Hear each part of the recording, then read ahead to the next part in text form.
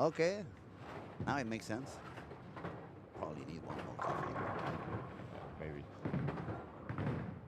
Okay, let's have a look at Danielle actually bowling on lane 19. She's pretty far outside. Straight 7, 6, more or less 7 in the arrows. 6, 5 down the break point. Not far break point. She's using the IQ 78.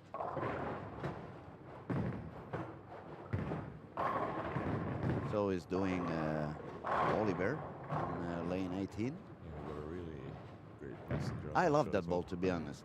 I hate urethane, but the IQ 78, I really loved it. It kind of allowed me to bowl the way I used to bowl when I was a kid. Further outside, much further outside than whatever the reactive balls put me on. Just a quick another look at Oliver's strike, and he can make the good strike. Yeah, I was told by Daniel that they saved the messenger from me. I was why? Is he the only? You think he's the only one I can do in my? It was funny when they said that. And actually, I haven't seen it yet. Yeah, we still have it. You still have it? We can have a quick look at it, actually, if you wish. Let's laugh at. This is from the Friday evening score. Ah, you see, but I told him what to do with it. That's cool. Yeah. And it was an old school messenger, not those flying pins that destroy the alley. I take care of the pins. I don't break them. Yes, and I also had one of my first messengers in a long time yesterday. So that was lovely. We all get messengers at this event, it seems. Okay, let's see. So far, the only one carrying with striking on 19 and 20 is Ocean, front 4. Front 5, actually. Front 5, yeah. Yeah. The score comes slightly more delayed than the shot. And now the crowd's going to be seeing the leg. Instead of seeing Ocean, we were looking at that slow pin action from the commentator instead. Yep.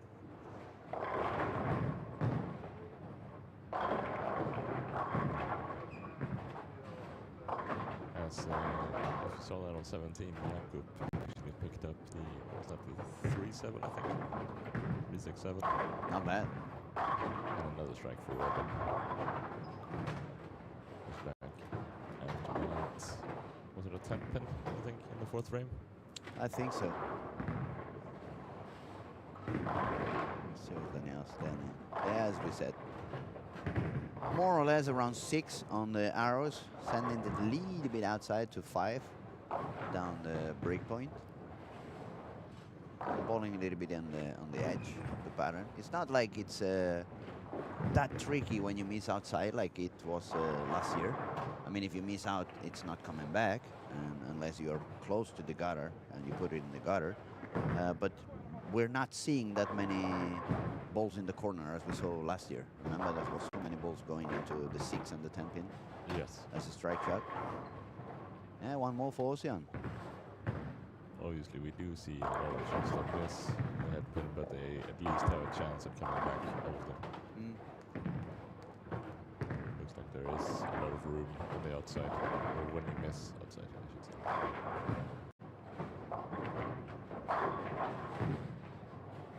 Maybe not a lot of room, but more room than one would expect. Yeah. Because if there was a lot of room, even I could score. Let's see, are most people still throwing everything, or is it going to be more So far, reactive? no. So far, it looks like a little bit more urethane again this morning than it was in some of the squads yesterday. Yeah. It's a lot of youngs again. That could explain.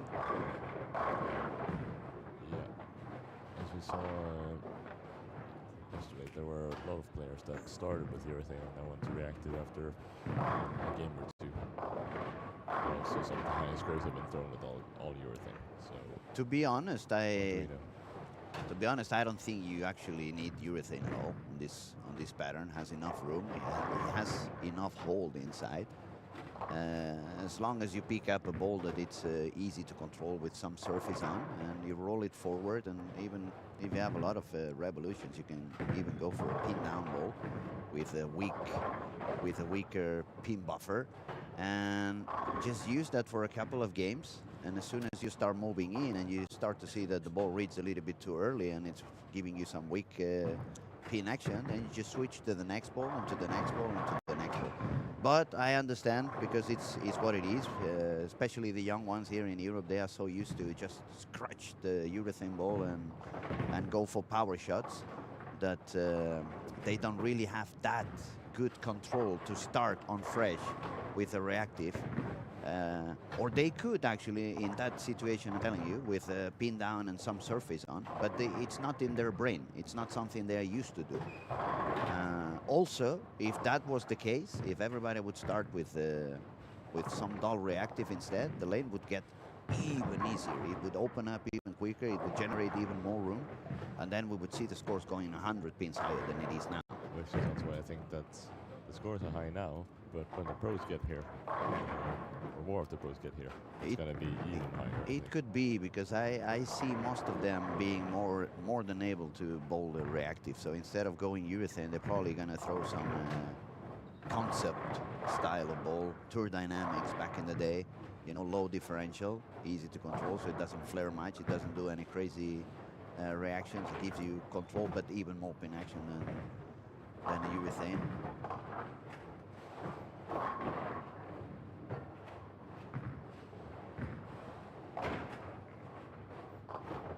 So there was no more strikes for Ocean on after the front six. You want to look around anywhere, see what goes on. Maybe we can make a quick check on all around the island, start on the left corner. Come back to here.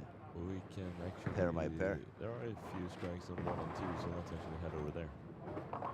Okay, so one side of the alley to the other one, we find Joel, Emil Svensson, Alexander Holm, and Theo Sten. Somehow 3 and 4 are a little bit tougher than the other pairs. I always seem to see a little bit of a lower game going on there. Yeah, it's honestly the same. The thing from 1 to 4 is quite a bit tougher. It's because you don't bowl the. It's not. It's the two pairs that you don't use that often on competition, is it? Exactly.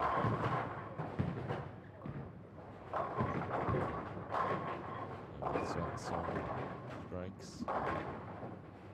He is about 11 pins under par for the first game and a half. Has he got any high squats, or do you know that? Emil. Yes. He was doing pretty good yesterday on the Team Sweden squad. Yeah. But I don't really remember how much he had, or because there's too many bowlers and my memory is not that big.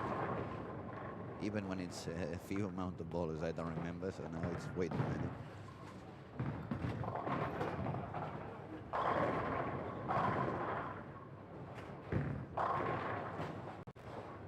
Oh, now I remember that girl that just made a shot on lane 3, Saga. She was bowling that PBA youth when I was here in May. Yes. She gave me quite a very good impression. She's a very talented bowler, so even if the score doesn't say at the moment, it's looking like she's suffering, but she's a super talented bowler. So if you guys want to look around when we switch cameras, but you want to follow her, she's one of those girls that 2 or 3 years from now you're going to see probably dominating in Scandinavia, and one-handed, which is also. Sorry? Okay, and so we have Patrick here that's telling us that actually Saga is playing this squad because that was one of the prizes she won on that PBA youth back in May. Yeah, super talented. She's a very one of those bowlers that you like to look at because of how they do it. On that same pair as her, we have one of Sweden's greats at the moment, Marcus Jansson, who has struggled in the first game and a half. About 25 under par, but we know Marcus, he can. Oh yes. He can get back. Oh yeah, he runs in the family. For those who doesn't know Marcus, Marcus is the son of Raymond Jensen. I don't even know how many world championships and gold medals Raymond and Thomas had together, and they always bowled together around the world, and like father, like son. Let's see, Marcus here on lane 3. Get back on a strike here. I see on him the same thing that I saw yesterday. In my mind, I see him. He's trying to use that outside, further outside area, and I'm pretty sure Marcus would do a lot more if he would just switch a little bit deeper and bowl around 15 on the arrows and around 10 on the break point. Because he certainly has the power. He certainly has the speed. He can do whatever he wants with the ball, so he can usually move slightly deeper and use everybody else's area, or the area that everybody else is going to generate for you. Shall we hop to the next camera here, which is on 5 to 8, where we also have some very established bowlers. Yeah, specifically, again, Theodore Samuelson doing pretty good. He was doing really, really good yesterday as well. And it's a good beginning of the squad for him. Looks like Coffee paid out well. Triple, spare, strike, spare, and a double. Chances to strike out and shoot 259. So that would give him a total of, let me find him, 74 on the first one and 59 on the second one. That's 533. Which would be one of the highest scores we've seen so far to start off with. Joachim Karlsson, then 4-pin. I've seen the 4-pin for him quite a few times already. Yeah, but he is one of the most entertaining bowlers to watch just because of that. Oh yeah, also runs in the family. Yeah. And a 210 pickup for Anton Organ on the same pair there as well.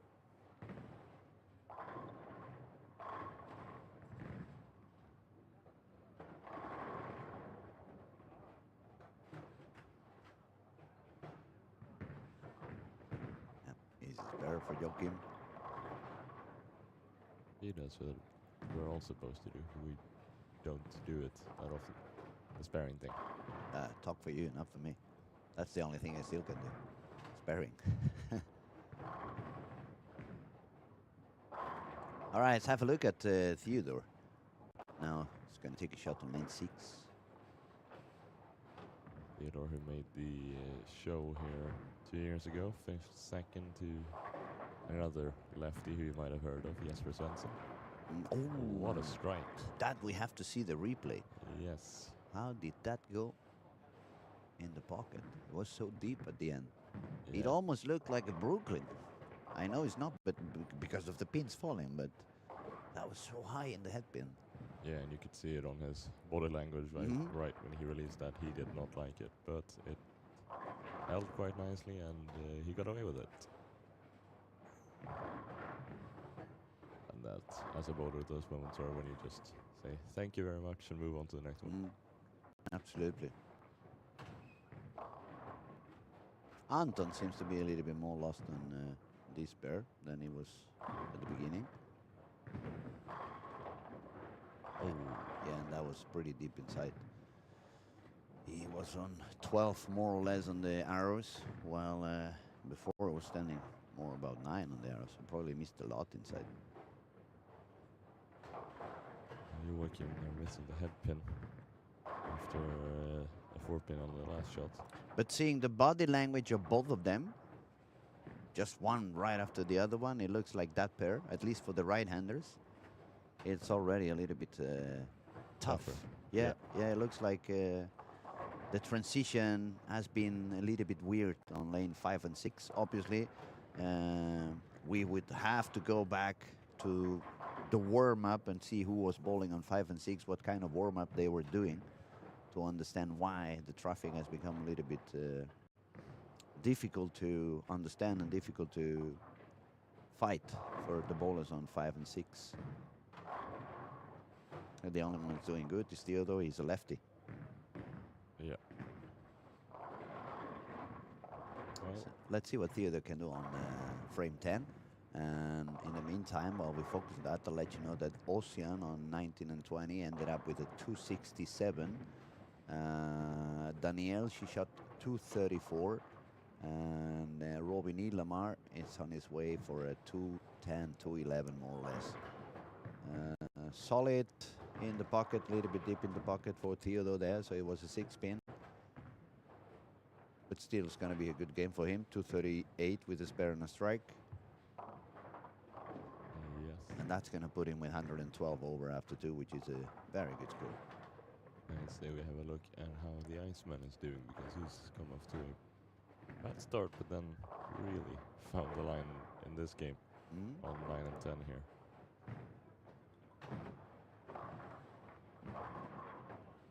He started with a split. I don't know what split, but it was a 6-1 at least. And then since then he's just put in 6 in a row. And let's see if he can get the 7th on lane 9 here.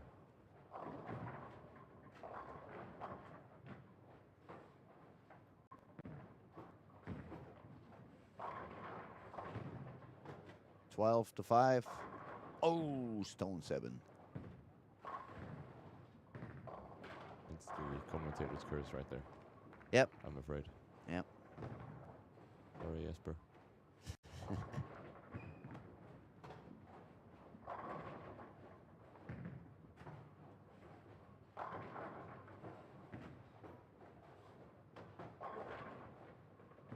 So 238 for Theodore, 512 total after 2. He's going to be the squad leader. Yes. And if he keeps that up, obviously it's still 4 games to go, but he could even take the lead. But I would need another plus. We had a lot of 70. strikes at the end also on lane 1 and 2. If you can make a quick checkup on 1 and 2, we can see who was scoring high over there. It was Joel with a 263 for a total score of 476. Alexander Holm, 246 for 450 total. So a couple of high games there on 1 and 2. The same struggle we left before on 3 and 4. With Marcus needing a double to make a 195 game. So it doesn't look like that pair is that simple. We have a look at it later on in the next game, see if players that come back on 3 and 4 find the same struggle that we are seeing right now. Yeah, now it was deeper for Marcus. You saw it was around 12 now in the arrows compared to the previous one. Yeah, and that was flush in the pocket.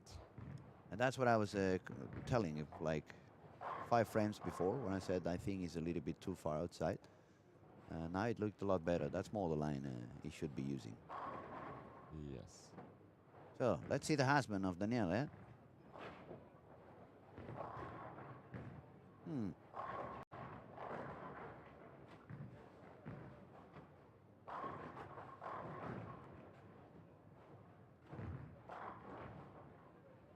So just in there, he's got that's a 3610.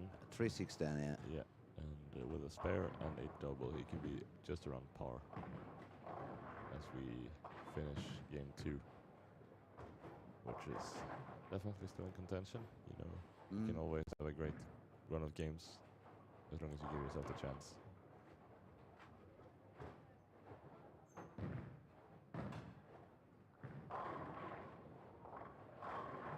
Yes, but then can he bounce back after that 7-pin on the last shot? Yeah, most probably. Let's see what he does. Swinging quite far right, actually. Looking at around, and this Beautiful time, strike no for problem. Jesper. Yeah, that was beautiful. Well, he's the Iceman. What do you expect?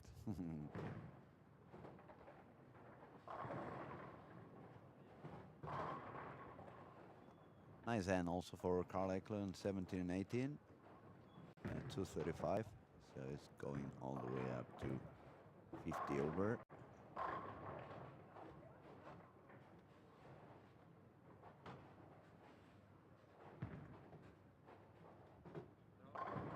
Pash on here on 11 and 12 strikes. That's going to take him to around 400 after 2. There definitely are a lot of bowlers above par after 2. Now we're going to hit game 3, which I would say 2 out of 3 squads. Game 3 has been the tough one. Let's see what happens on this one, if it's the same thing or not. Yeah, it definitely does look like it's been the trend. That the scores start off quite high and then they drop a bit or slow down a bit in game 3.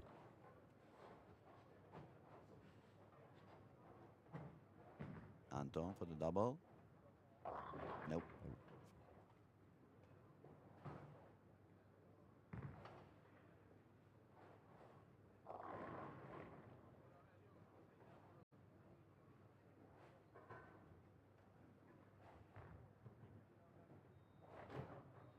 Kenji trying to pick up that 410, who wasn't actually that far from it.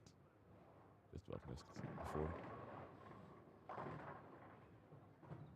Anton Passion picks up that spare that takes him to 401 after 2 games. Let's see what Jesper can do. If he can double on the 9th after that stone 7 he had on this last frame in this particular lane. That was more forward. Beautiful shot. That was a lot more forward. And that's how you take care of it. Yeah, that was perfect. Sneaked, you say here, right? Yeah.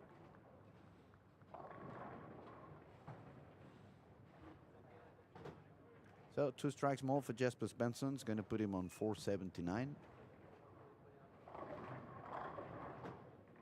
He's kind of the quiet assassin in a way. You don't see him, but he's always there. Let's see this one to go into the 250s. Looks promising. Perfect. Yeah, that is probably the perfect shot. As we take a look at the replay. Bang. Yeah, that's just flush. Nothing bad about that one at all. So he's going to be around 479 with a strike here. Mm-hmm.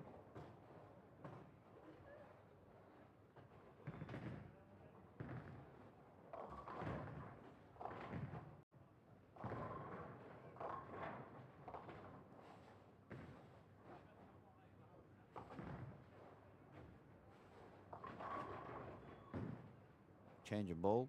Yeah, I think that's a pitch black 78. At least a black ball. It's either that or a level.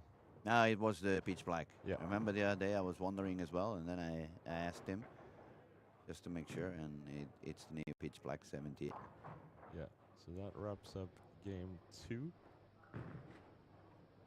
So bowlers are currently moving lanes and getting started. So when we have the scoreboard update, we will give you that. But here is a quick look at what the top 5 of yesterday's evening squad looked like. Oliver Dahlgren won that squad at 14.16, followed by Albin Lindberg 13.65, which is probably just about not going to be enough, as it looks right now. But it's early bird squad, so Yes. maybe you can catch that window instead. How many of the early bird are going? It's like 4? The best 4 that do not make the main cut. It's a lot of windows actually, because we have the ladies, we have the under 21, we have the seniors, we have the turbos, we have the early birds. So you actually have quite different chances and options to make it into the final. Yes. So this is lane 9 to 12. 450 for Danielle in there, and 412 for Zakaria. So maybe we should find some pair which we have some of our leaders on the current squad. I think the highest pair I can see is actually this one. 1 through 4. Yeah, that's 512 for Theodore, 477 for Oliver, 479 for Ossian, and 456 for Robin. Even 430 for Anton and 412 for Kaiser. Theodore 9 spare strike to start this game off. And also we said we were going to take a look at 3 and 4 to find out if it was tough as it looked on that last game. Yeah. Robin is going to give us a good idea about it. And I think Kaisa also, because she's bowling out there, it's going to give us an idea. If the traffic was bad in in the middle with Robin, or if it's all over the place, also on the outside for Kaisa. The only one that be relaxed over there, it's Ossian, because he's a lefty, and Theodore just shot quite high over there. Yeah.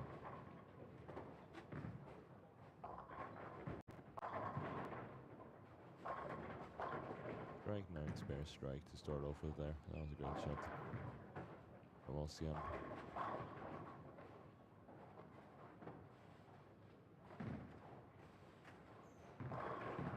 And a strike for Oliver as well.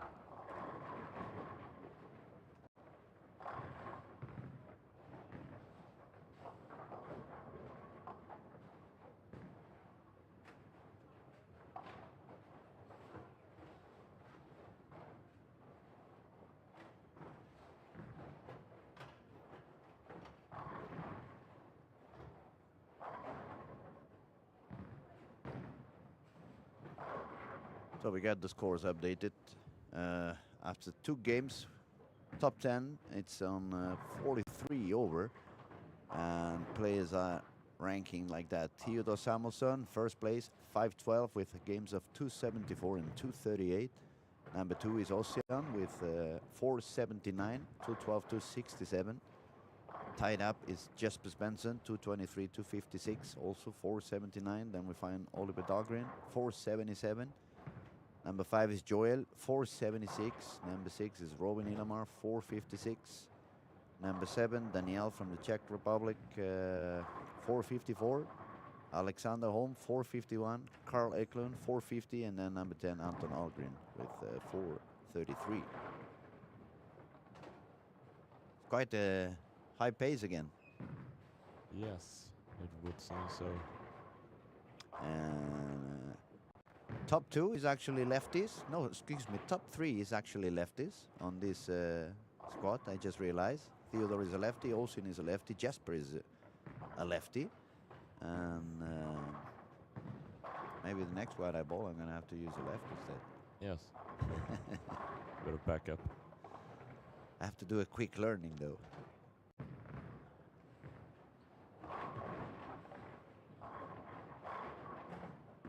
So Robin seems like he's found a spot here on 3 and 4. Yeah, that looked very solid. 9 spare triple to start off with.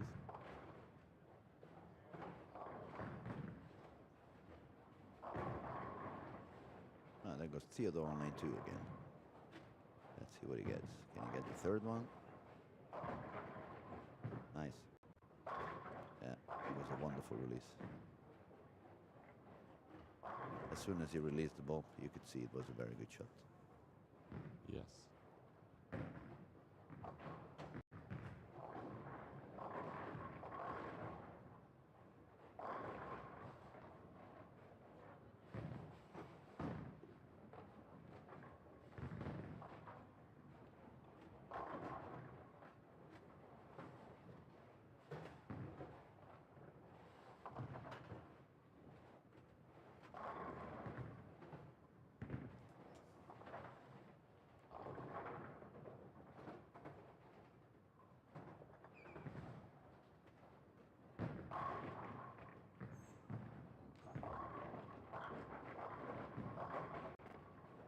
Far out for Anton, I think.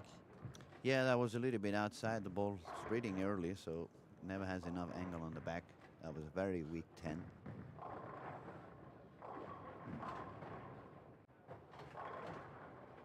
And Oliver still throwing that IQ that he was also throwing last night, and still looking to give him some nice. It's a wonderful ball. I really like it. It's great in these short patterns, definitely. Oh yeah, here we go again. Yep. With that noise comes out of nowhere.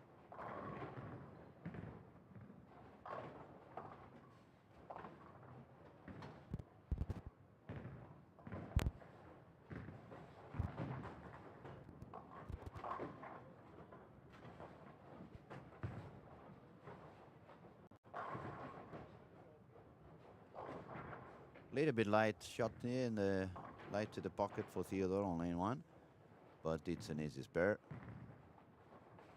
We had the strike again for Ossian. but this time I have a 10 pin for Robin Ilama.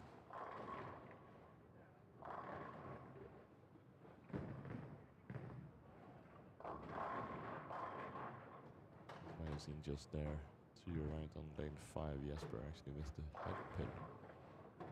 After the single pin miss, which is two very unusual things to see from Jesper. So that is on the pair just right of us, as you can see on lane 5.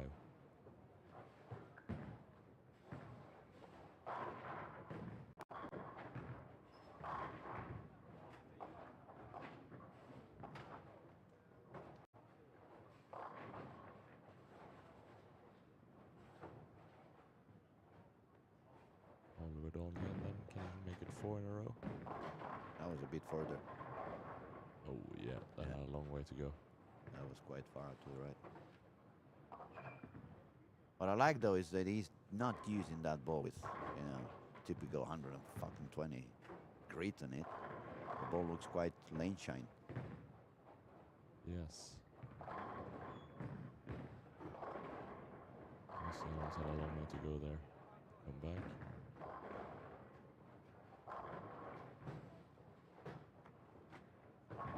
But you start to see some, or I start to see at least some, either light to the headpin shots or the 3-6-10. That tells me the beginning of true transition is starting to appear.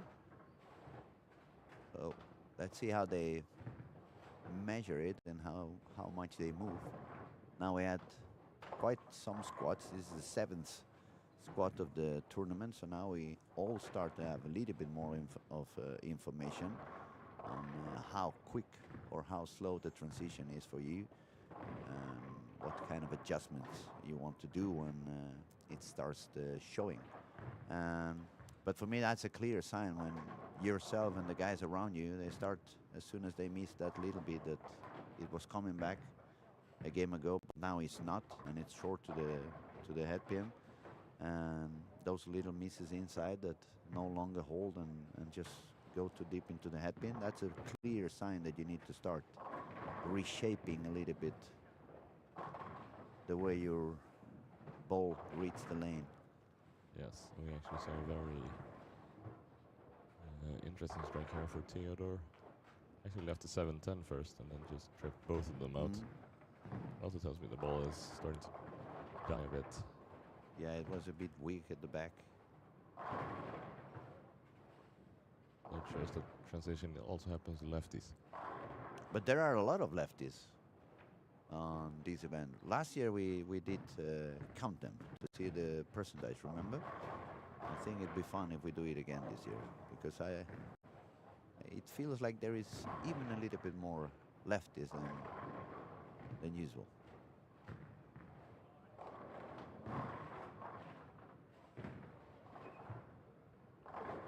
And Oliver Dahlgren gets a strike after that 3-6-10 in the last frame.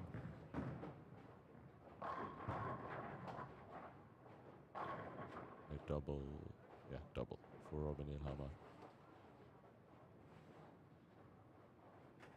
Let's see if there are some other interesting lanes we can jump over to.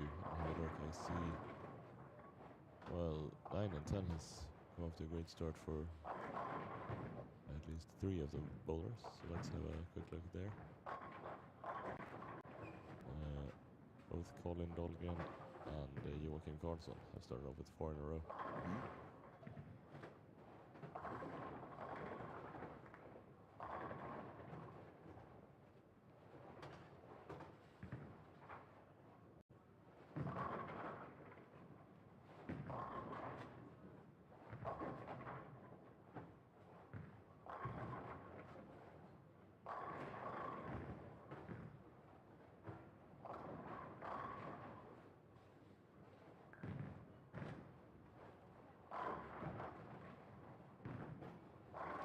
Are they all family?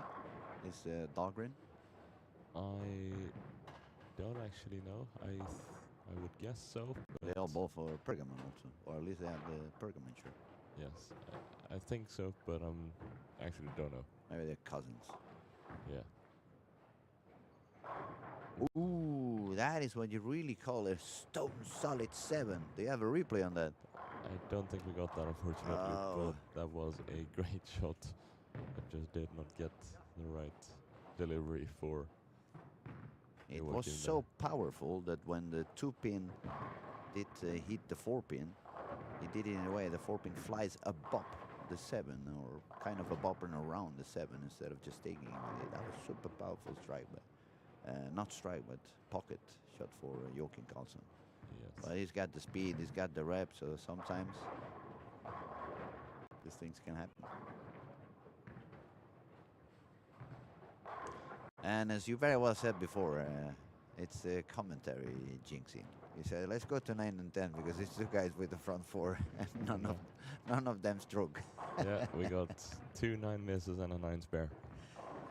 Good lane choice, buddy. Sorry, everybody.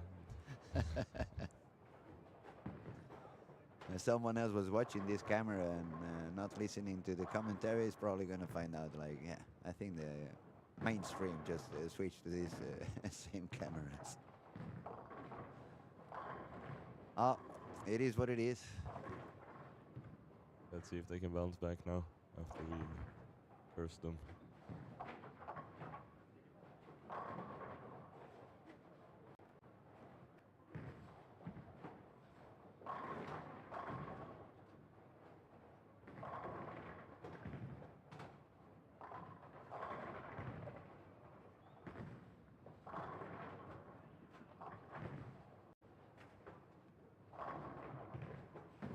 Ooh, 4-9, a pretty decent shot there for Hampus on 11. Yeah, just a little bit too deep in the bucket.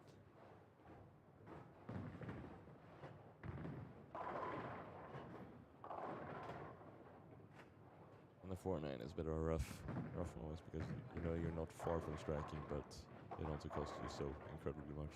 Mm.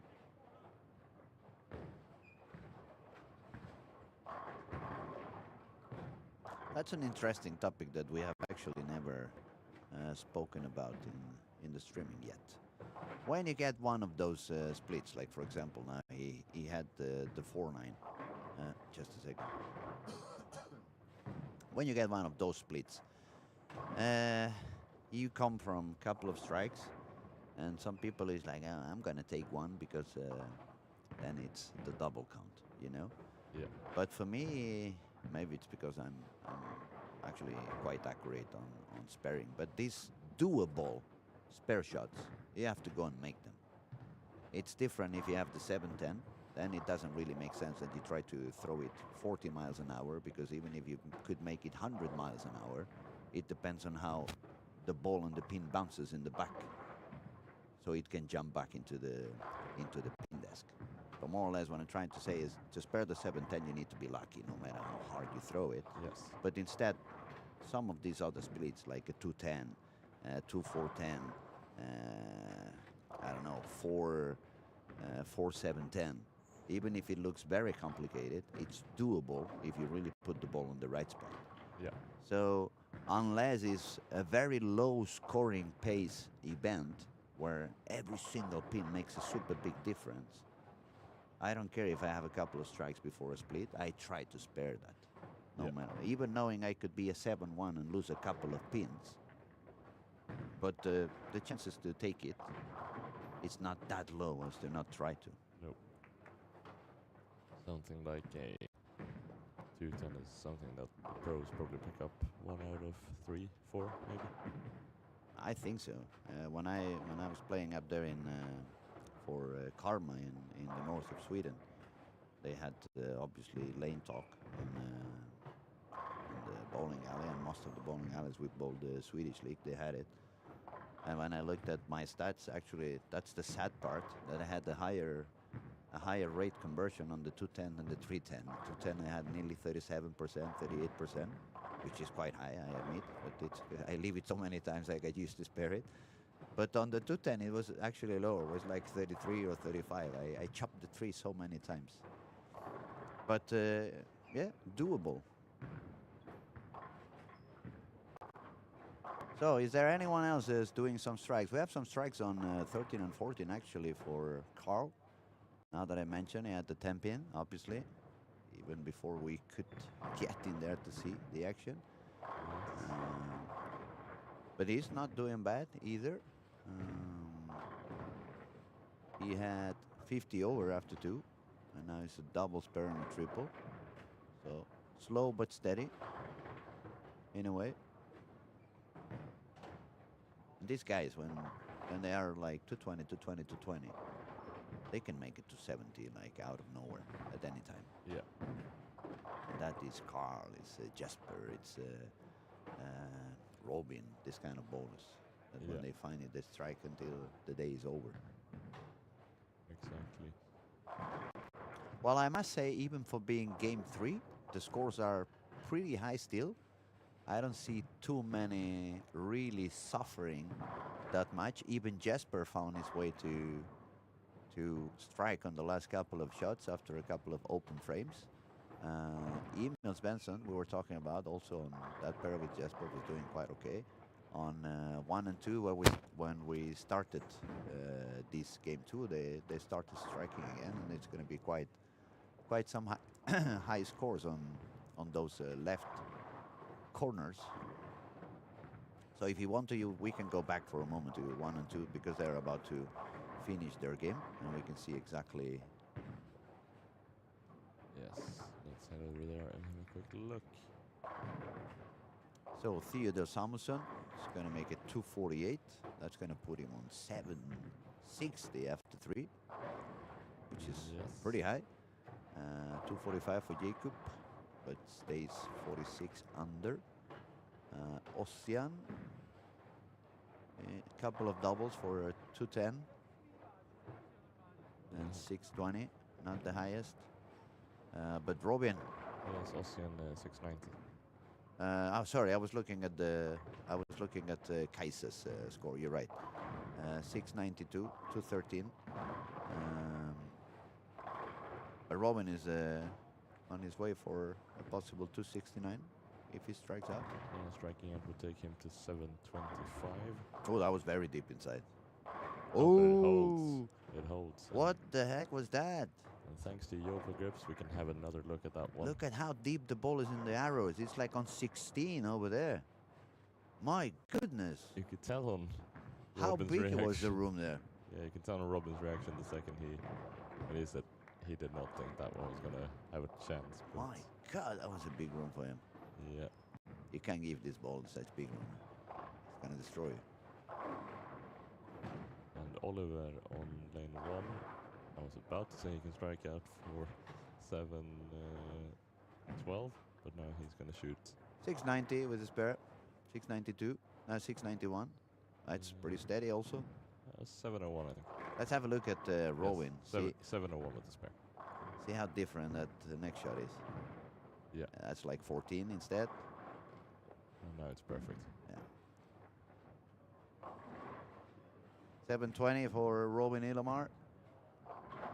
Yes. 760 for the Dos Samuelsson. And 701 for Oliver Dahlgren. 692 for Ossian. Very low scoring again today.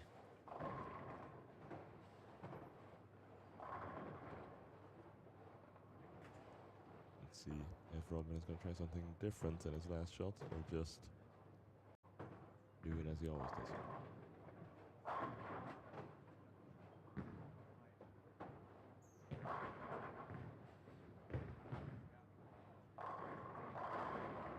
Yeah, that's also just flush in the pocket. Nice finish for him. So as these pairs are starting to wrap up, we can have a look at some pairs that are still going on. Let's head back to 9 to 12. Joachim Karlsson there can strike out for, is that 259? 259. And 665 after 3 games if he strikes out.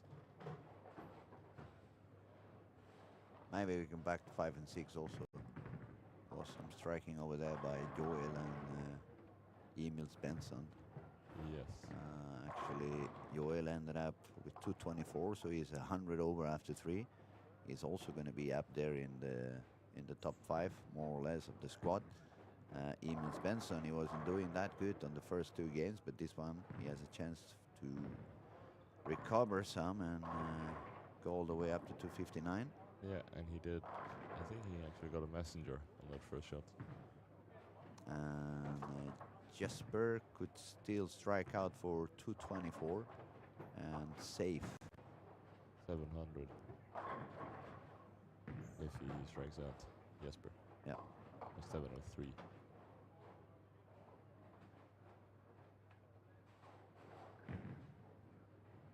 Emil with another strike. It's going to take him to around 637. That goes Jesper. Oh, yeah, I could say he missed perhaps half a board to the right. That made the ball go a little bit too long. You see it's a little bit tighter than usual. That makes the ball go a little bit too long, and even with this power and the ball makes it back, but the angle is a little bit stronger, or stronger than it was on his perfect carry, and that explains that solid 7. Of course, you're not happy because half a board here, it's pretty much nothing compared to the shot that we saw from Robin a couple of minutes ago. He missed probably 3 inside and he got the strike, and then you just miss half and instead you get the solid 7. But that's part of the game as well. You just have to survive it, even if it's not the happiest game for Jesper. It's going to be 203, 80 over. He still can do 750 on the next 3 and get 1430. Yes. Strikes there as well. So these are the lanes we are currently waiting to ramp up before we move on to the 4th game.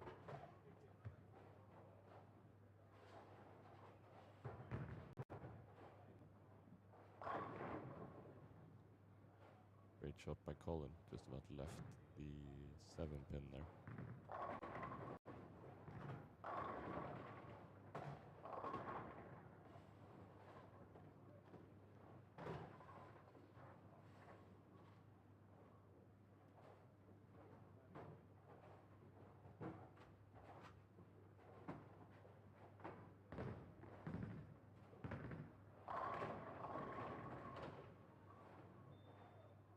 Let's see if Joachim can strike out for that 259. He's starting his final frame now.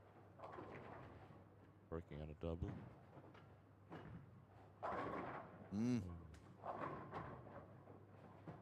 Little bit of more spin on that ball.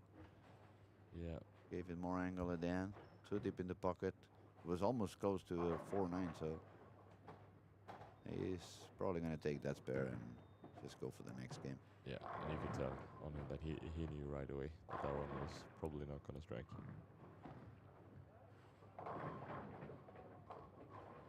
The spare here is still going to be in the high 230s.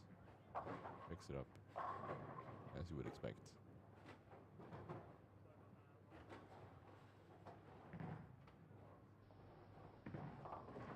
So whenever we have it, we will give you the updated results after 3 games. As we are halfway through this squad. Oh, that ball really read super early. Did you see that one? Yes. My God. Carl on 13-14. That really was an early read. I don't know if he was testing something because it's 11th frame. I don't think so. But that really was early hook, went all the way to the Brooklyn side. So yes, as you say, we'll be back in a minute or 2 with refreshing scores and to end up the last 3 games on this early bird 9:30 in the morning squad of a Sunday morning here at Olympia Bowling Alley in Helsingborg. Lucky Larsen 2026. We'll be right back.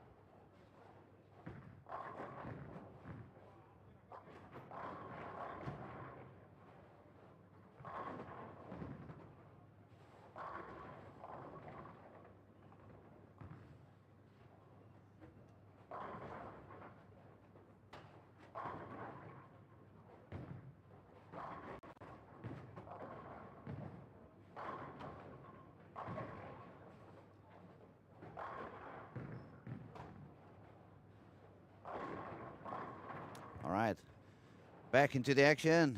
We are currently watching on lanes 9 to 12. We can see Joel, Emil Svensson, Robert, Carl Ekelund, and also on 11 and 12 we find Leif, Marcus Johnson, Alexander, and Danielle actually taking a shot on lane 12. Beautiful strike for her. Makes it front 3 for Danielle. And what I'll do in the meantime is try to get the scores updated so I can let you know how the standings are after 3 games. And the standings are like these. Leading the squad, Theodore Samuelsson, 760 pins. Number 2, Robin Ilamar, 725. Number 3, Oliver Dahlgren, 701. Number 4, Joel with 700. Then we find Ossian with 692. His brother Carl, 685. Then we find Jesper, 682. Felix Möller doing a nice third game, 64 over. Number 9 is Matthias Ulfhelm with 650. And number 10 is Joakim Karlsson with 641. We are currently on game 4 on this morning squad on Sunday. Olympia Bowling in Helsingborg. Rainy weather today. But it's a good day for bowling. So, as I like to do, we're going to make a quick check around the bowling alley. Lanes 1 and 2, we find Felix Möller with Annelie Blomqvist, Justin, and Jesper Svensson. We just left a washout on lane 2. On 3 and 4, we find Jakob, Mikael Nyberg, Matthias, and Roger Samuelsson. On these pairs, the highest scoring is for both Jesper and Matthias. And Jesper takes the spare. Now we're moving into 5 to 8. We can see Jakob Oliver Dahlgren, which is currently sitting on the number 3 position. Then we find on 7 and 8, Ossian and Robin Ilamar. They are also up there on 2nd and 5th position. So we're going to stay here and see a couple of shots of these guys.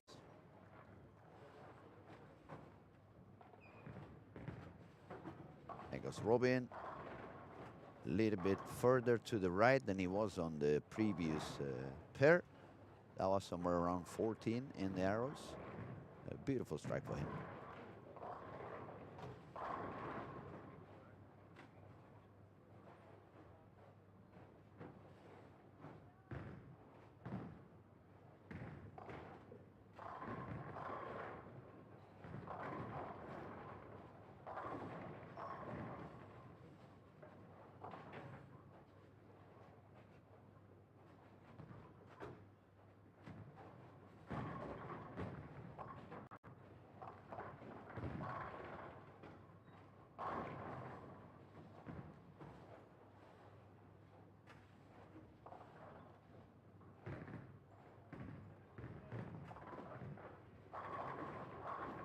Look at Ossian on lane 8.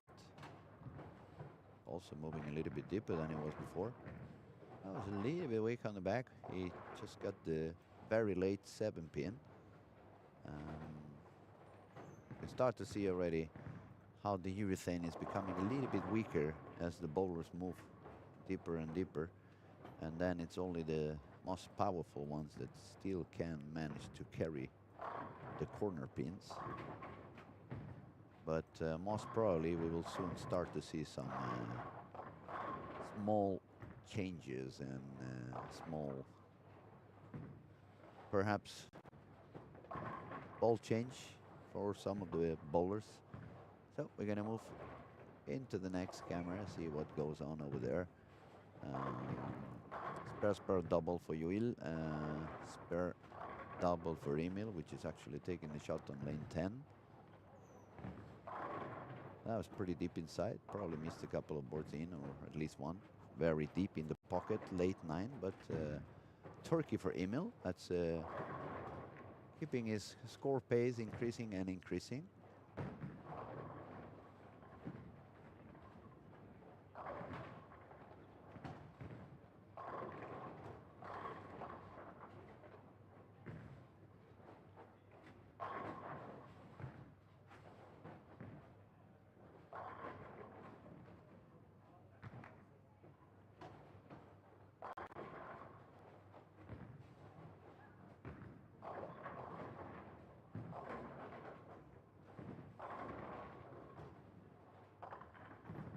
Oh, I was close to a chopping for Danielle, but she takes a spare.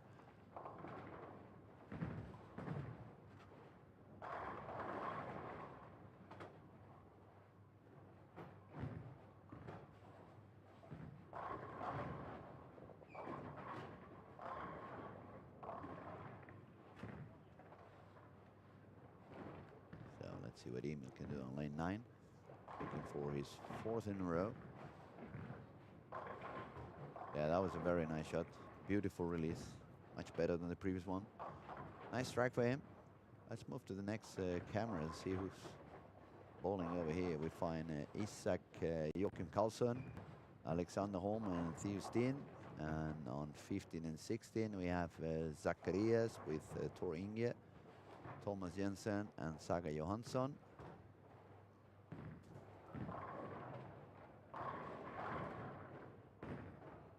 Not any particular high scoring on this camera. Let me see also in the corner who we find here. We have the squad leader bowling on 17 and 18, so we're going to pay some attention to Theodore with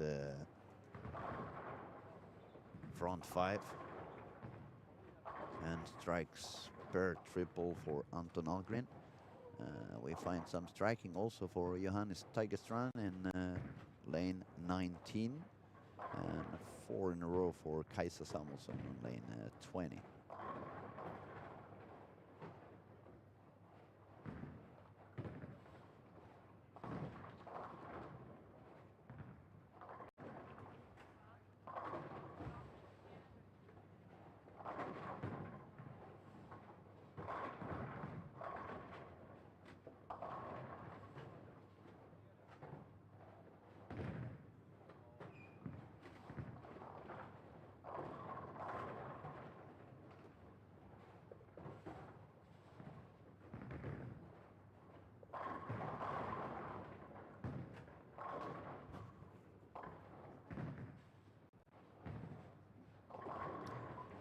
All right, let me have a look at Theodore here in lane 17.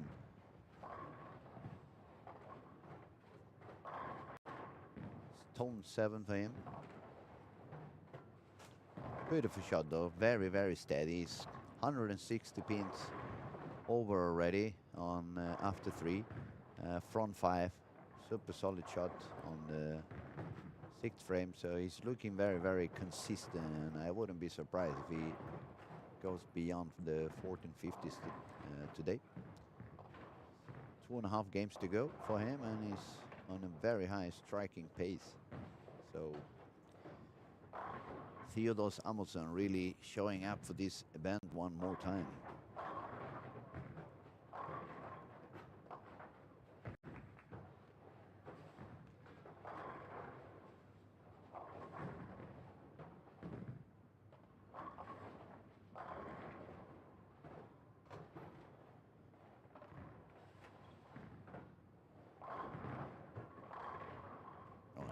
Quite a solid 8 on lane 20.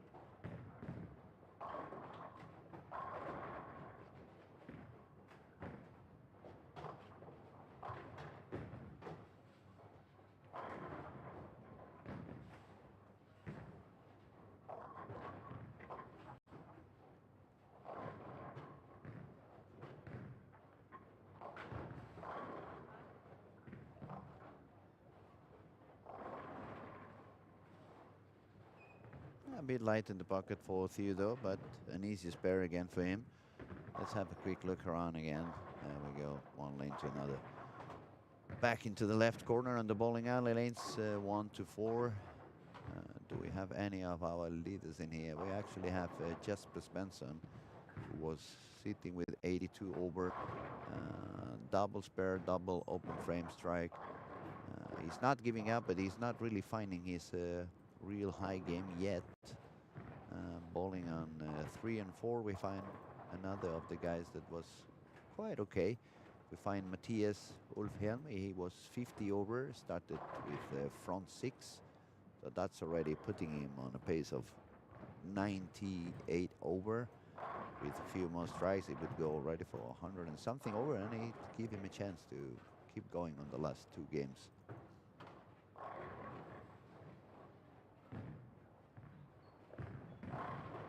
There goes Jesper. Can he makes one more double? Yes, he gets another double. That's a little bit the Iceman. It looks like the game is not going to be good, but then he ends up striking up, and it still can go all the way up to 240.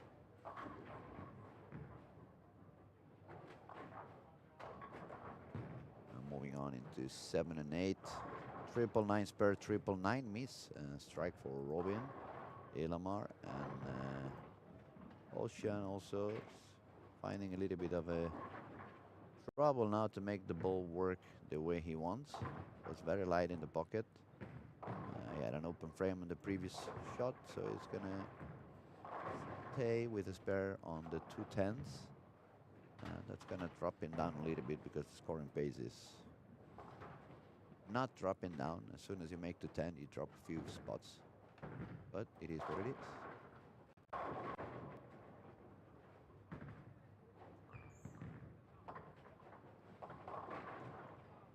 So we'll wait and see how that 10th frame goes also for Ossian and Robin and Jesper Jakobsen, which is having a good game on this game number 4 on lanes 7 and 8. And then we'll probably switch one more camera because I see some striking going on lanes 9 to 12.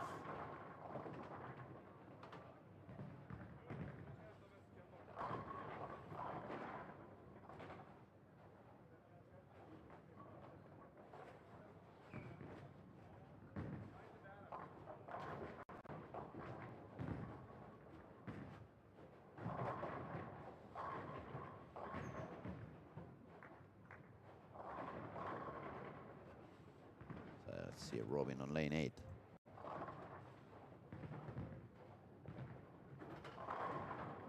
Good strike for him. One more for a 246 game, which is going to put him on 170, nearly 170, 71 over, more or less. So let's see.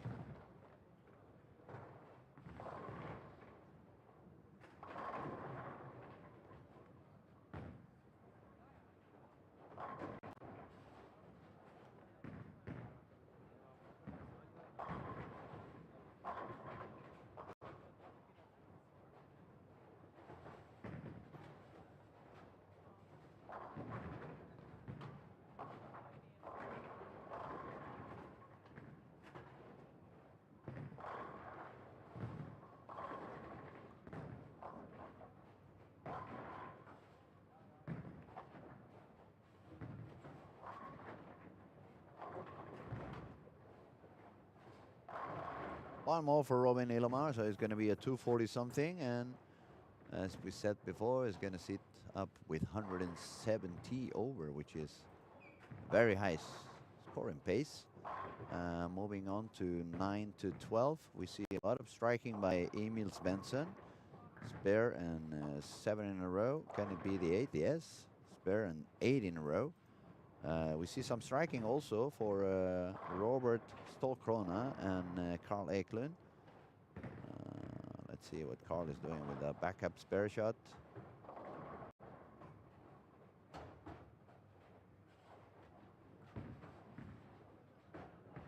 Still no super high games for Carl. He had 215, 235, 235.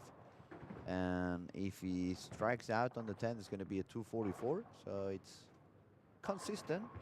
And we just have to see if he finds a high game or a low game, which is going to be the big difference between making it easy into the cut or staying short to the cut.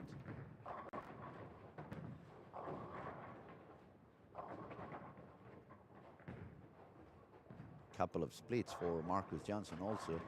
He was doing an okay game, but the last 2 frames, split on the 9th, split on the 10th. Both of them with the 2 and the 10 in both.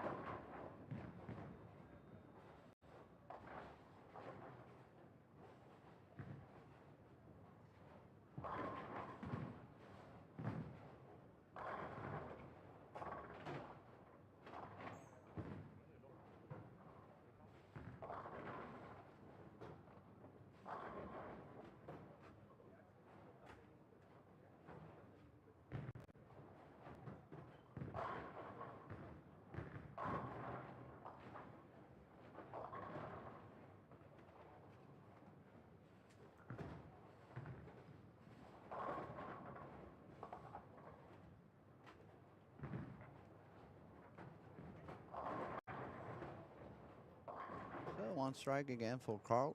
Needs another to 240 and almost 100 over. No, actually, it's going to be 127 over if he strikes, and 1 more also for Emil Svensson, who is making a strong comeback.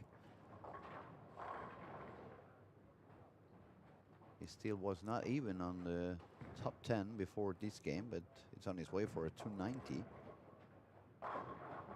Nice shot now there for Carl. It's going to put him on 929 with 1 more strike. And Emil Svensson can go all the way to 927 if he strikes 2 more.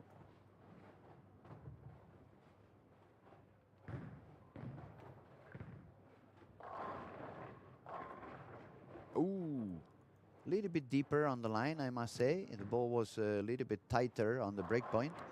And obviously, it was a different angle. A lot of pin action, but 7 and 10 was out there. The messenger took care of the 10, but the 5 pin could never take any chance on the 7. The ball, as I said, was a little bit light in the pocket, a little bit weak in the angle, and that caused the ball to hit the 5 pin a little bit too far on the right side. 5 pin flies in front of the 7, and that was the reason why we could see the 7-10 showing up. But as I said, the messenger took care of the 10 pin. Now let me go to the last corner. We see 245 for Jonas Tigestan, 65 over. Potential 220, 250 for Anton Agrin, which is going to be about 60 over. No one in here. Ending this one in here, so.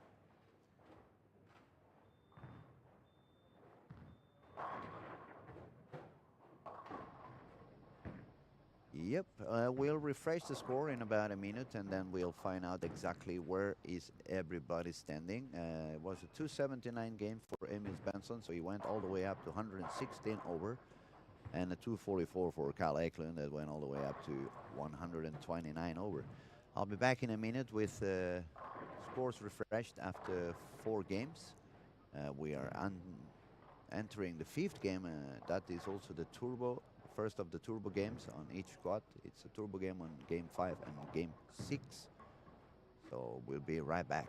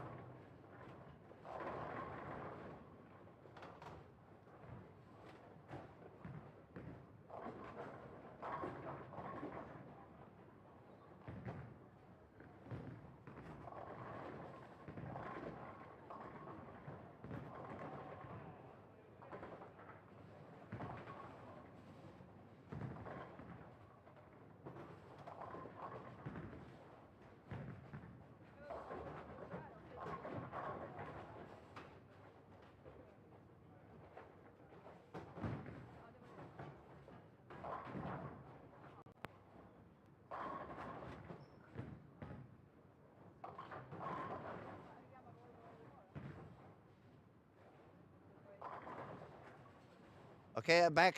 Just went out there to grab a cup of coffee.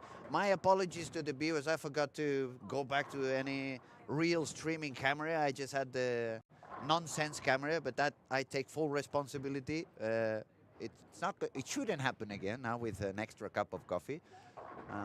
If I start talking like that, Micro Machines advertisement, it's because the coffee is really kicking in suddenly. Victor, just I know you're really busy out there with some stuff, but this is the latest update, isn't it, for standing? So I'm gonna read it out loud. People, we got up to 10 players with all the way up to 69 pins over, and leading the squad at the moment is Theodore Samuelsson, 984. Then we find Robin Ilomar, 968. Carl Eklund, 929. Oliver Dockery, 920. Emil Svensson, 916. Joel, 913. Ossian, 905. Matthias, 896. Jasper Svensson, 891. And Anton Algren with 869. Another high-scoring pace, couple of games to go. This is the first of the 2 turbo games, which means that if you make a very high game on game 5 or 6 and you have not qualified and you have that highest game in the tournament, you're gonna have a bye and get a spot into the finals on Sunday. 1 week from now, actually. So it's still a whole week to go before we get into the finals. It's gonna be exciting.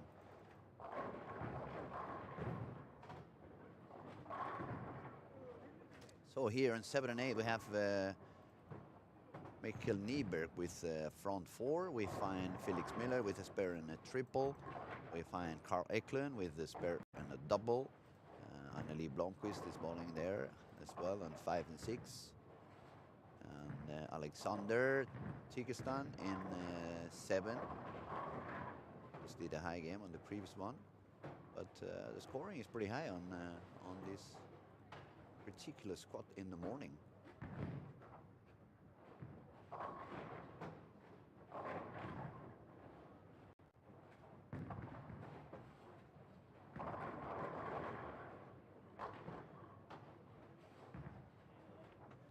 So let me do a quick check around, as we do from time to time, corner to corner, lanes 1 to 4. Do we find any of our leaders? Actually, we find on lane 4 one of the highest scores, not the highest, but not bad. Was 60 something over. Let's move to 5 and 6, 7, 8. Over here, the highest score it's Carl Eklund with 129 over. Started with a spare and a double. No one else really with a high score on this 4 lanes, but since Carl is going to take his shot on lane 6, we're going to have a look, see where he's standing, see where he's bowling. Should be already somewhere around 15, sending it out. That's 16, 17, 16, 17 to 12. That looks very good. It's exactly the spot that it seems to be opening up on every squad around that area for the last couple of games. And the window on the break point, it's quite big. If you miss inside, the ball's going to hold. If you send it a little bit further outside, you're going to use most of the friction you find out there. And yep, feels like the lanes open up nicely after 3, maybe 4 games.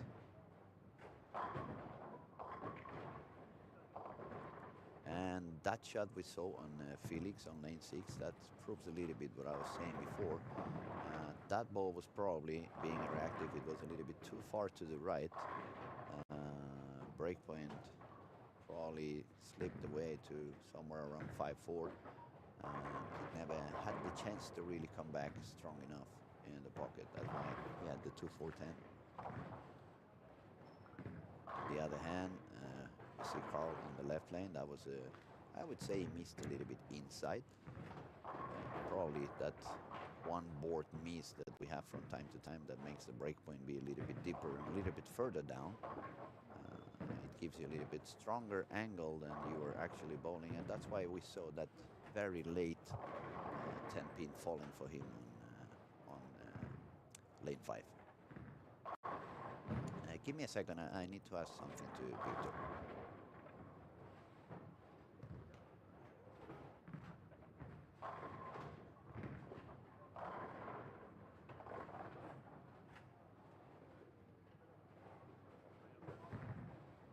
Got it. Thank you, buddy.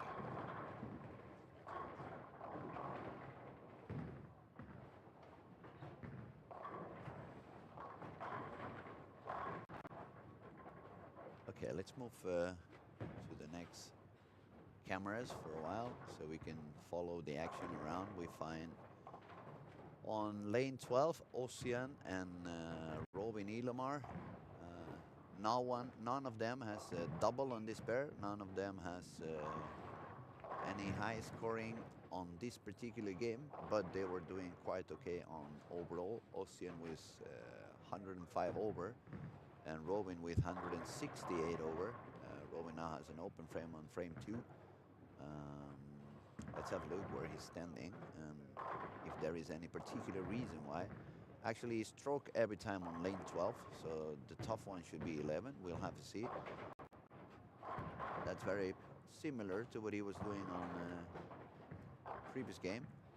So we'll wait and see exactly what's that kind of action and motion is finding on lane 11 instead.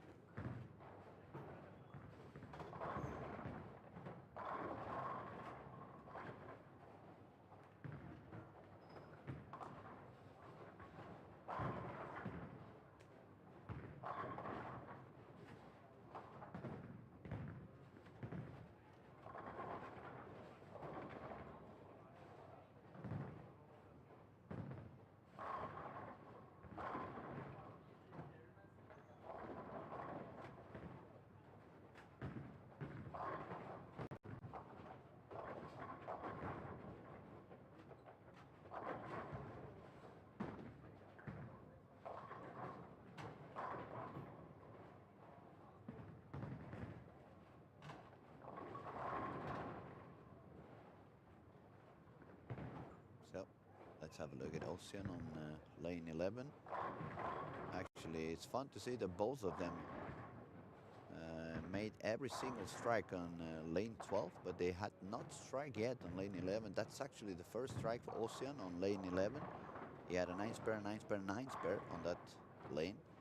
And the score on lane 11 for Robin is 8-0, 8-spare, 9-spare. Let's have a look if he also can find his first strike on this lane 11 for double and start of the comeback in this particular game.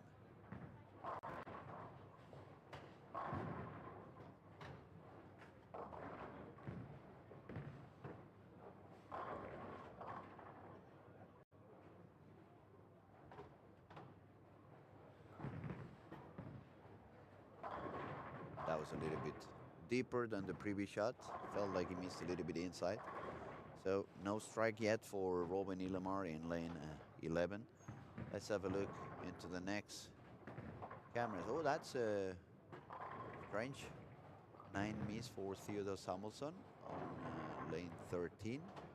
So it was a triple 9-spare strike, 9-spare, 9 miss. Theodore is the current leader for this squad with 184 pins over par. Then we see Emil Svensson playing here on 13 and 14. Emil shot 279. Actually, Emil shot 183, 195, and then 259, 279. And now he's got a double 9-spare and 4 in a row. So it looks like he really found something that started working for him. And the scoring pace increased exponentially for him.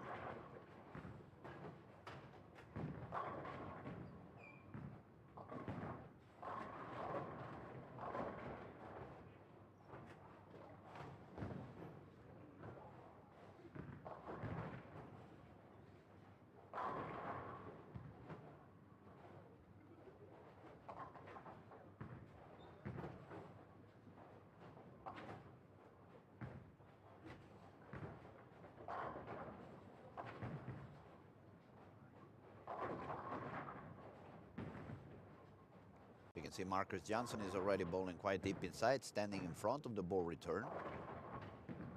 Putting around 24 on the arrows.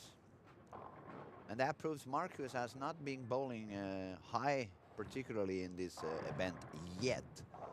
But that's a solid proof of how talented he actually is. We saw him bowling pretty far outside at the beginning of the squad. Now all of a sudden he's deep inside. Probably that's the deepest shot I've seen so far to anyone doing during this event. And yeah, it was nice to see. That was really, really deep inside for Marcus Janssen.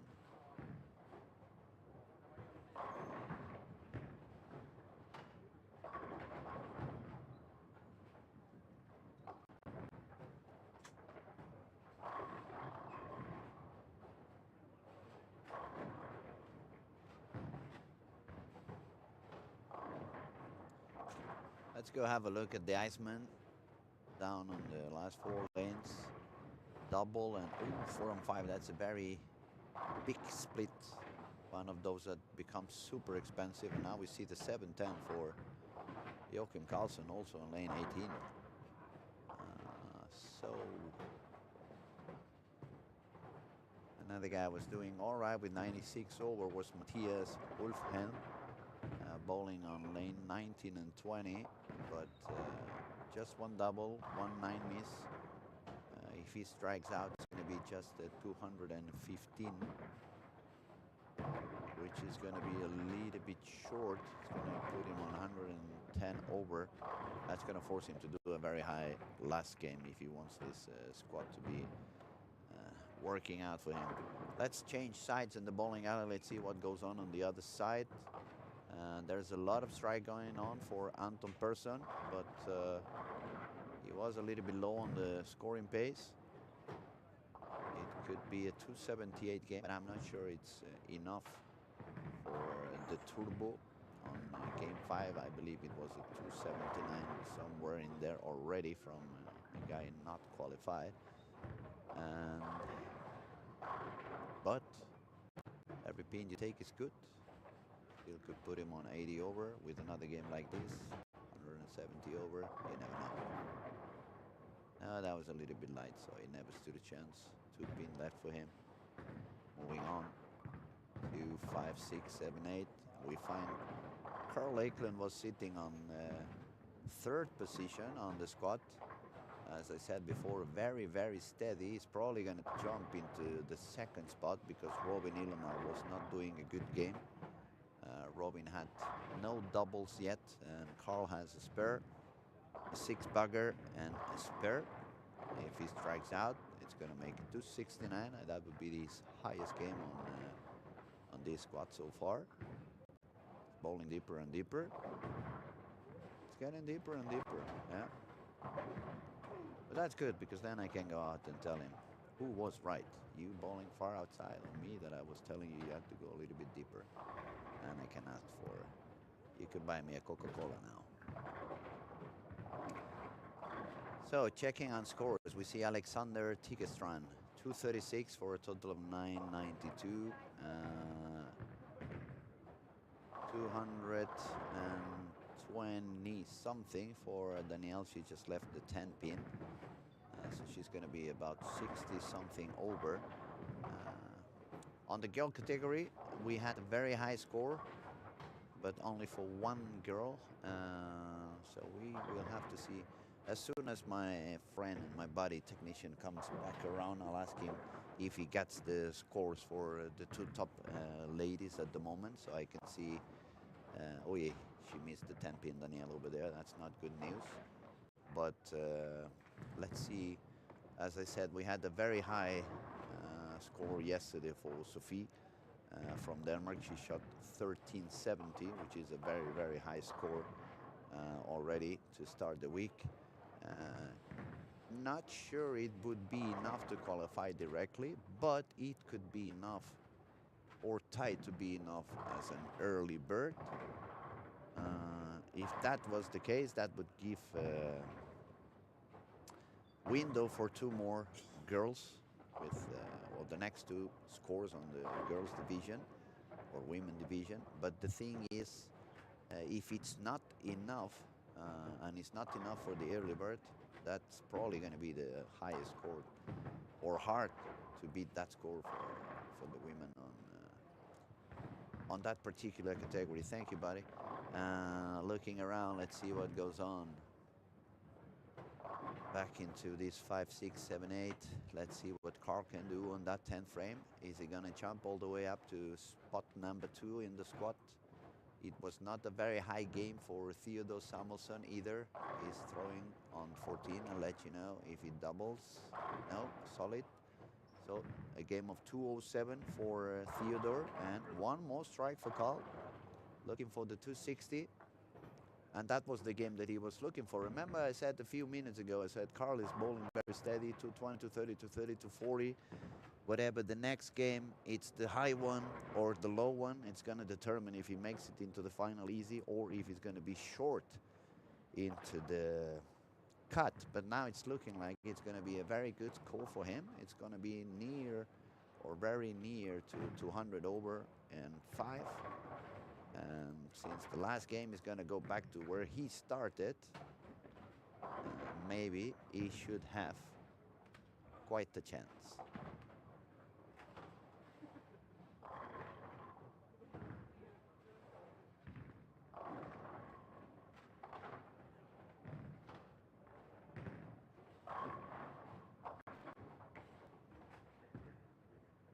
Make a quick jump to see as soon as Carl releases. 269 for him. Let's have a look at.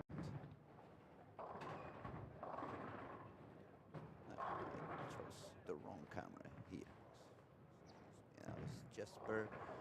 Double, open frame, triple spare, double. So again, another game that Jesper doesn't really find the high one. It's surviving mode on the last 3 games for Jesper, 203, 209. This one needs a spare for 218. That is very annoying when that happens. Chop to the 2-pin, drop down, 190.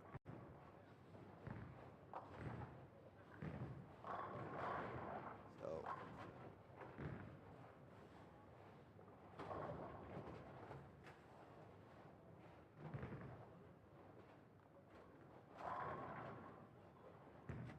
not any action in here yet, and they are ending the game.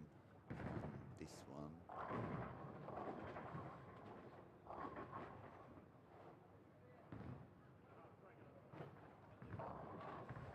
And Emil Svensson, who shot 279, actually shot 259, 279 the last 2 games, 238 on this one. It's going to give him a nice comeback after starting with only 180, 190.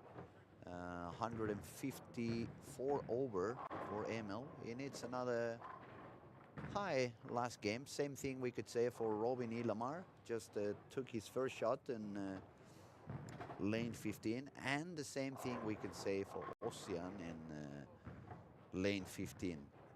Excuse me. So let's predict the cat is going to go up a little bit higher to around somewhere 1390 or something like that. That means all these guys still need to do one more game of at least 240.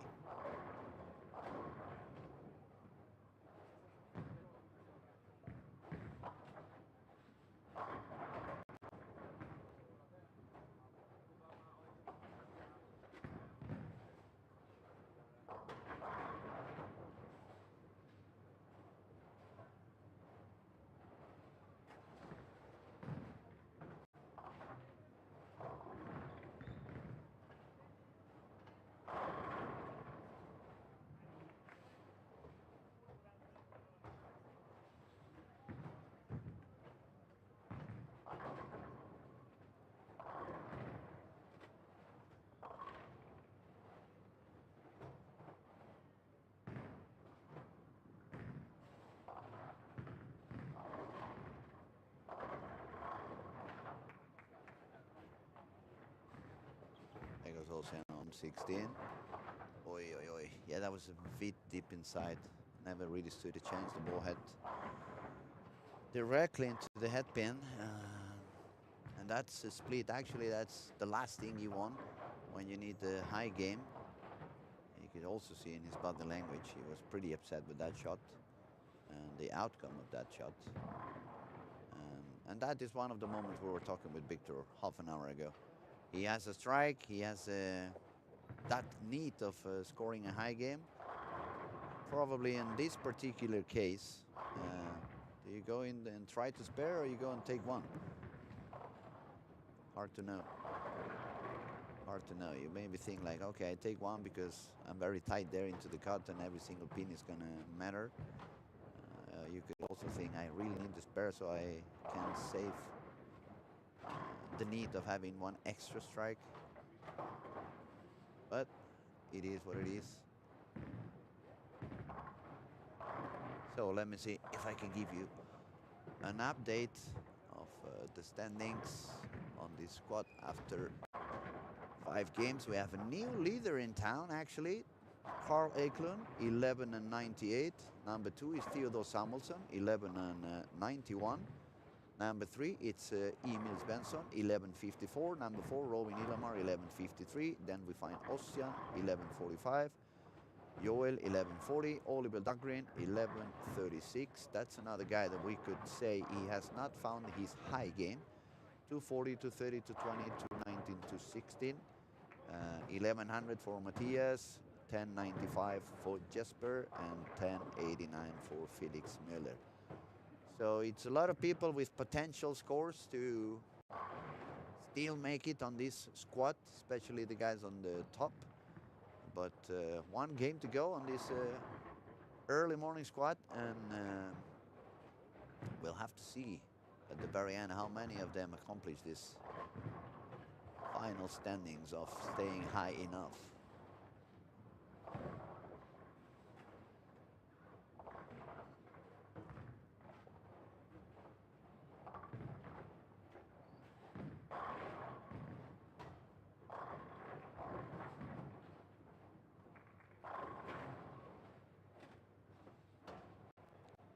On these cameras we are watching now, we find Oliver Dahlgren with 136 over, so he probably needs a game of 260.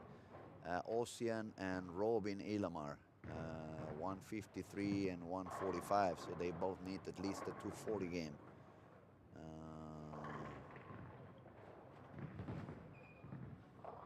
Jesper, 95 over, he needs pretty much a 290 game. Then we have Theodore and Carl, which are with 191 and 199 over.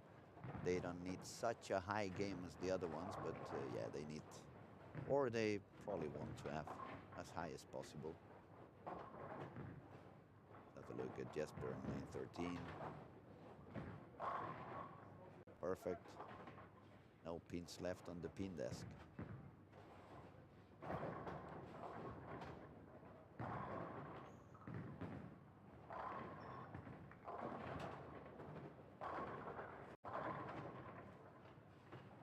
Strike for Carl, that makes it a double. It's a good thing you can start with a couple of strikes when you are already up there, entering your last game, so your adrenaline it's a little bit down. And you need some adrenaline to keep going, but you also need to control it, because otherwise you start not noticing. Push a little bit the ball, muscle a little bit the ball, lose a little bit of speed control. So you have to be excited, but you have to remain in control of the emotions, no matter what. Let's see if we can find Theodore, which was sitting on number 2. There we go, on lanes 9 and 10, bowling along with Felix Müller, who was sitting on the 10th spot at the moment. 9 spare strike, 9 spare for Theodor Samuelsson, who's going to take his next shot right after this strike from Anton Ahlgren.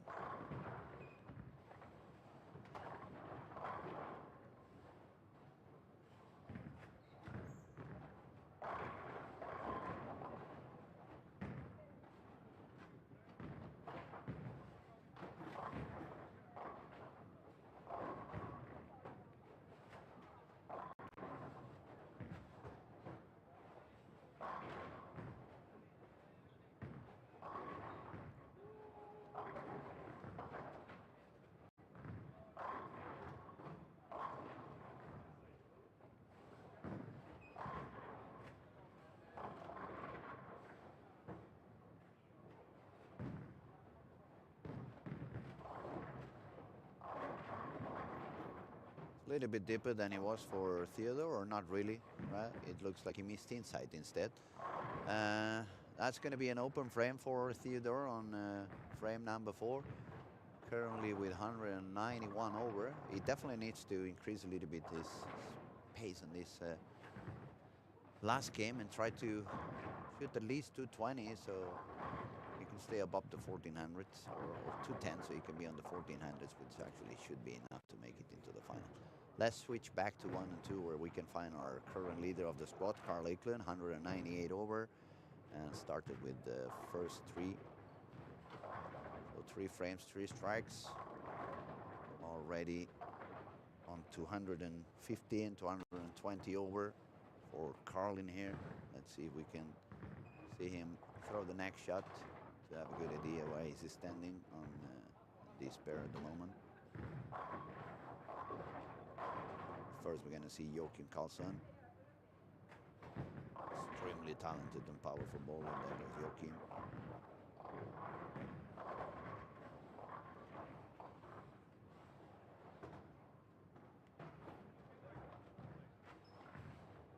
Quite deep.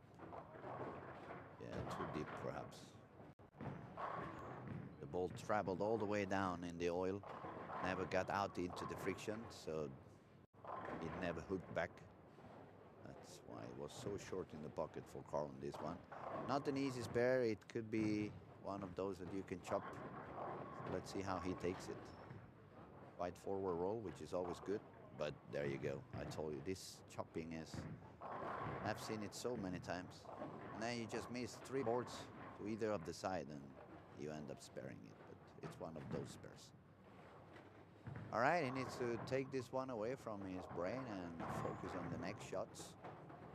Get back into some control. Don't let the adrenaline interfere. What we're gonna do now, it's a switch to see what Robin, Ilmar, and Ossian managed to do. They were on 150, 145 over. They need a 220, 230, 240 game. Probably more a 240 than a 220, but it doesn't look good for them so far. Strike split, double split, and strike for Ossian. Strike spare, double for Robin Ilmar. Now Jesper in need for pretty much a 300 game. Front 4. Front 5.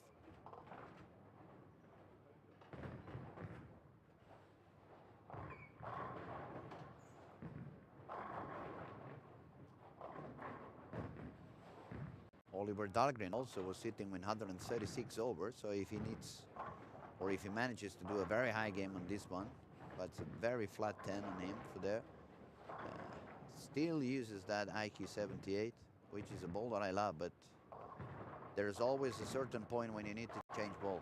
You move deeper and deeper, it's not giving you the carry anymore. Doesn't matter how many reps you have.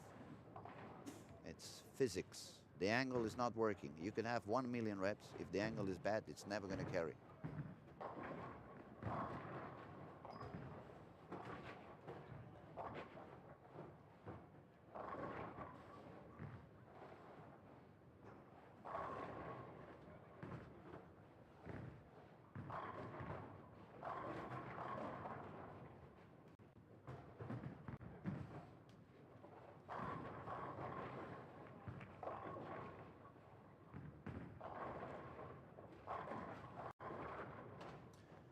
And Ossian has got the double, so he could do all the way, let me count, 14, 44, 74, 234, and he's sitting with 1145, so that would be, if he strikes out, a max score of 1379, which could be slightly short to the cut as it looks at the moment.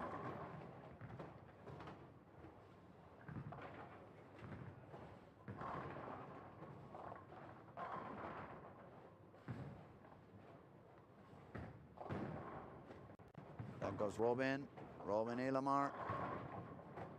4-pin, expensive 4-pin, I should say. Same thing for Robin, he needs at least a 240 game. Strike spare, double, that's going to be another spare. And he he's got 1, 2, 3, 4. That means it's a 230 there, potential a max score of 239. No, excuse me, 29, 49, yeah, maximum score of 239. That would put him on 1392. That could be a number that could be sufficient, but that means both of them, they need to strike out now. It's pretty much the 3 bowlers we are watching here with some chances, or the 4 bowlers with some chances, which is Ocean, Robin, Jesper Svensson and Oliver Dahlgren. They all need to strike out. Jesper, front 6 for him. Ocean, 7 pin, game over for Ocean. Maximum score 220, that would put him on 11, 45 and 220, like 1360 something. That could be a little bit short to make it in the final.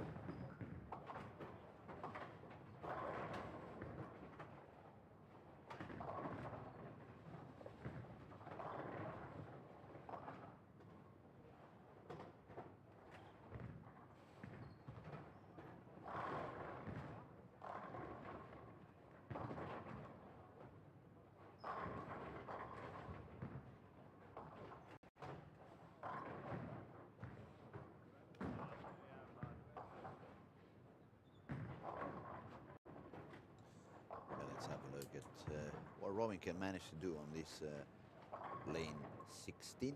He definitely needs a strike, otherwise it's going to get himself into a very tight position again. There goes Robin. Kasta, and another 10 pin for Robin Ilomar. That moves everything down. 10 pins for him, 11 pins in that case, which is it starts to be a little bit too tight to manage how to get into the cut. Strike for Oliver. He also needs to strike out, and Jesper probably needs to strike out. Oh, that was deeper. Oh, look at that. He missed a lot to the inside. Even his body language was like, what happened there? But the ball held so well, and the carry was so fantastic.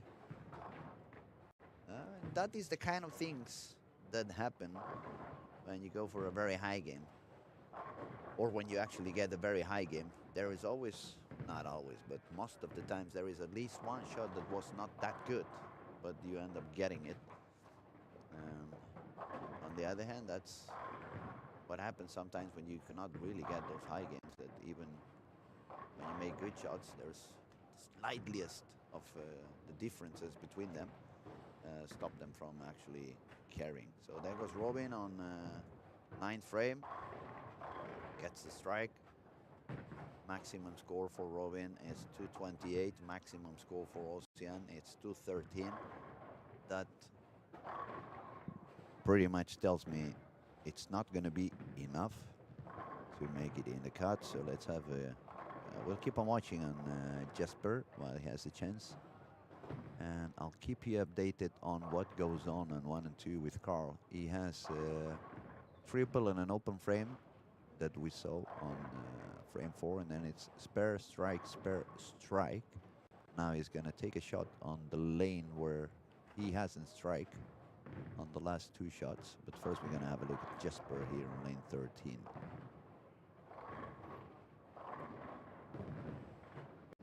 Is he gonna hit? Yes, it does. Front 8 for Jesper. He steals alive. Now let's have a very quick look back to where Carl was bowling. So he's on scoring pace of, well, actually, if Carl makes 204, which that would be the score with a 9 spare strike, 9 spare, it would still be 1400, so that should be enough for the final, especially being a squad that still remains is part of the early bird. So we'll just have a look at this next shot for Carl. If he gets a strike in here, pretty much we could say he's going to make it into the final, even if he opens the frame on the 10th, because it's probably going to secure that 200 with evener. that hook so early. That hooked so early, but he got the Brooklyn. So that pretty much opens the window for him to go straight into the final. Now let's have a look back here with Jesper has front 8. A lot of striking going on, but nobody is shooting high enough. You see Ocean got short with 13.26. Robin needs to strike out, but he's not doing it. So the score is going to be low. It's going to be on the 13. Understand me, low. I mean, it could be low for qualifying with those 13.60. But we will have to see now if Jesper can carry on with the strike streak on this next frame on lane 14.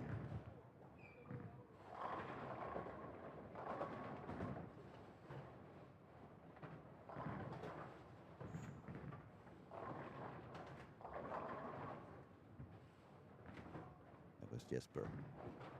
He delivers. And he gets the 9th strike. Front 9 for Jesper Svensson. He's still alive. He's still alive. He can still make it on in that very last game. Let's go quickly to have a look to the guys that actually Theodor Samuelsson. He has been leading the squad all morning with 274, 238, 248, 224. Last game was a 207.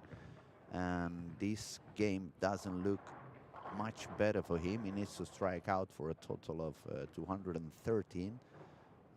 That would give him a final score of 1404, which should be sufficient to make it into the final. Back to 1 and 2. I see Carl making some strikes to end up the squad.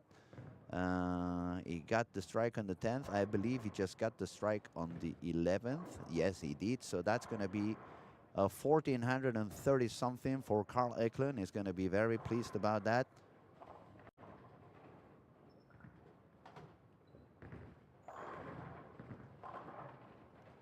And he gets it. So 233 for Carl Eklund, 1431.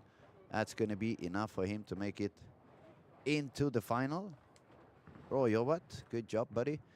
Let's have a look back into Theodore and company. Theodore, where are you? Theodore got the strike on the 9th, so he could strike out for 1404, but now the action is going to be on lane 13. We have Jesper with the front 9. And he currently needs to do, at least he needs to do 2 more, because that would definitely open the door of the turbo on game 6. But he also gives him a chance to have enough scoring to get into the final. I got Jesper. Oh, that was a little bit in.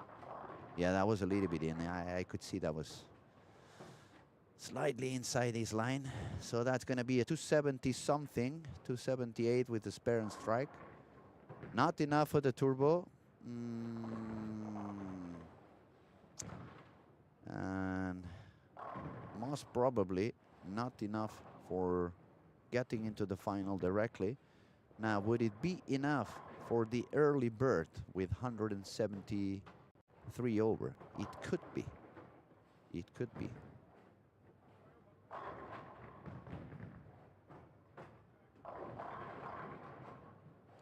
So 1371, unless I'm wrong. I think it's an 8 over there. 3-9 left for Jesper, wasn't that? Let's see if the score updates. So Matthias Hulflame, 1342. Robin Illamar, 1358. Ocean, 1326. Jasper, 1371. Could that be enough for the early bird? Maybe. Oliver Dahlgren, 1353. Definitely not enough. And squad leader, Carl Eklund, 1431. We'll be back with more action on the next squad. Final score for Theodor Samuelsson, it was 1393. So as I was saying, we'll be back on the next squad with more action and more resolutions. This is the Storm Lucky Larson's 2026 Olympia Bowling Hall. Welcome to paradise.